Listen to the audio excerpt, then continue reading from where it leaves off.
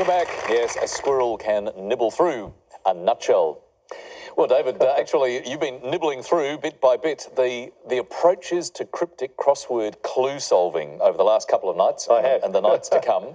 Now, we've managed 2 instalments, 2 recipes. What's the third one? Here's the next nutshell, and it is called the charade clue. And this is one for you, so you do need to listen carefully.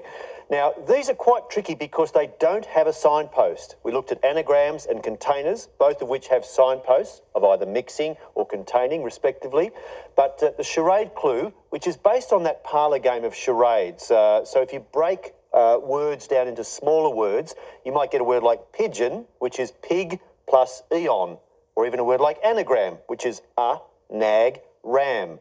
It's breaking words down into sort of small carriages that create the whole train.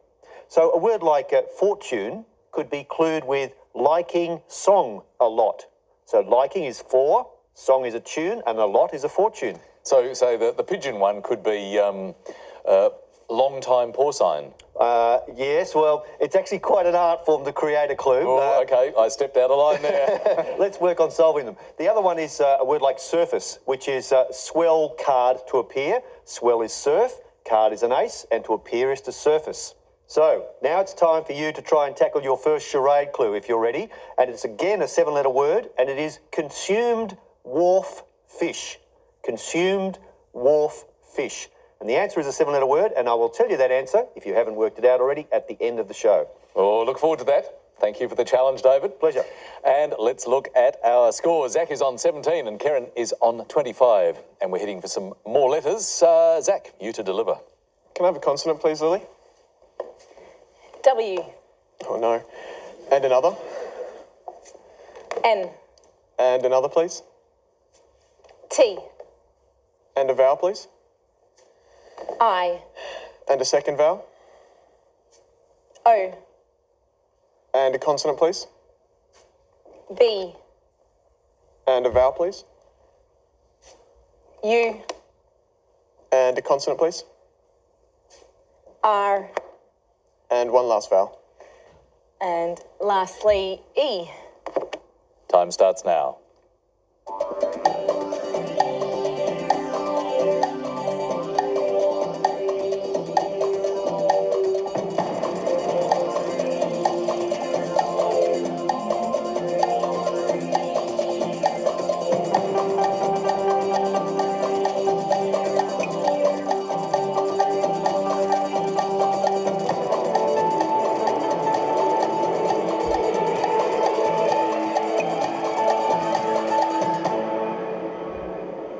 How did you like those, Zach? Risky 7. Risky 7.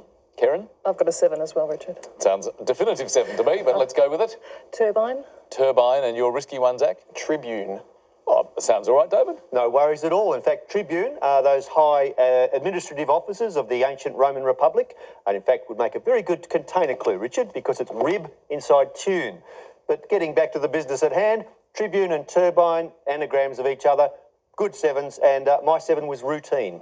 Great finds and good scores, 7 each for Karen and Zach. Let's keep going with those letters. Karen. I'll start with a consonant again, please, Lily. N. And a second.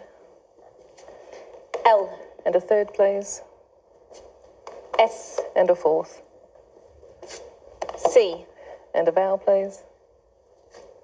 I. And another vowel. O. And a third vowel, please. E. And another consonant. P. And I'll finish with another consonant, please. And last letter M. I'll start the clock.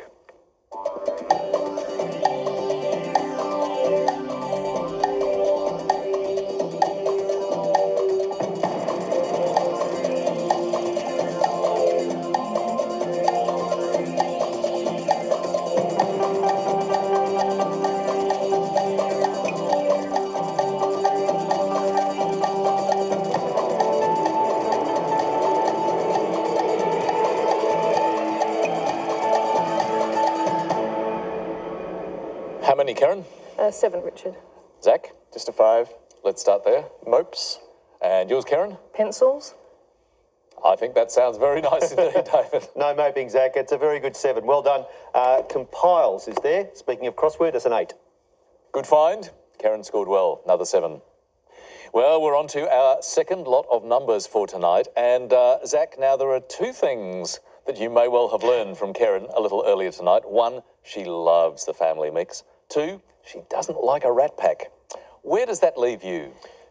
Pretty awkward situation. I'd love to go the rat pack, but I think Lily's favourite method is 3 large, 3 small, so I'm going to have to do that. Thanks, Zach. There's 3 large and 3 small. Getting Lily on side is not a bad approach. And our numbers 7, 9, 1, and the 3 large, 75, 50, and 25. The target to reach is 388. Here we go.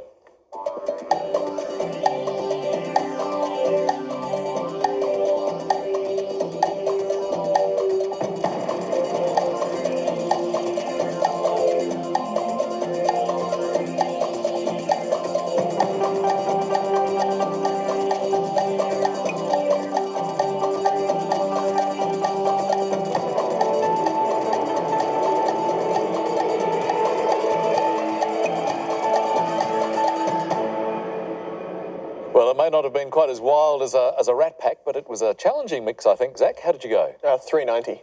390, just 2 off. Good going. Karen? No, it's 381, Richard. 381, so you are a little bit further away. So, Zach, tell us what you did. All right, 7 plus 1 is 8, 7 plus 1 is 8. times 50 is 400, By the 50 is 400. minus 9 is 391, Minus 9 is 391. and minus the 1 for 390. I think you may have used the 1 twice there, Zach. I'm sorry. Oh, Zach, bad luck. That was looking very promising.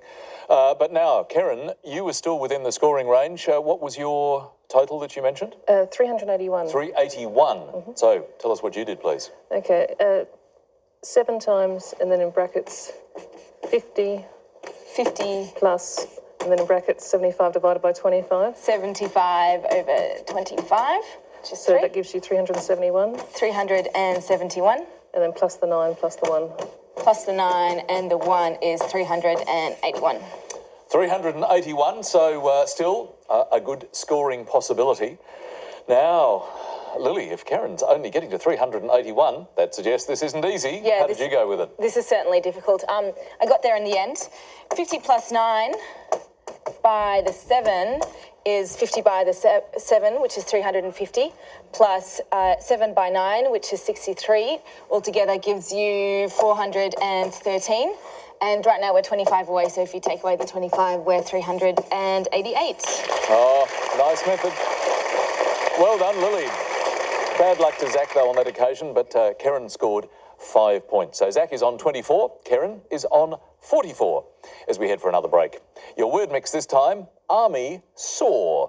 The clue, a pair of aromatic ladies. Back in a while.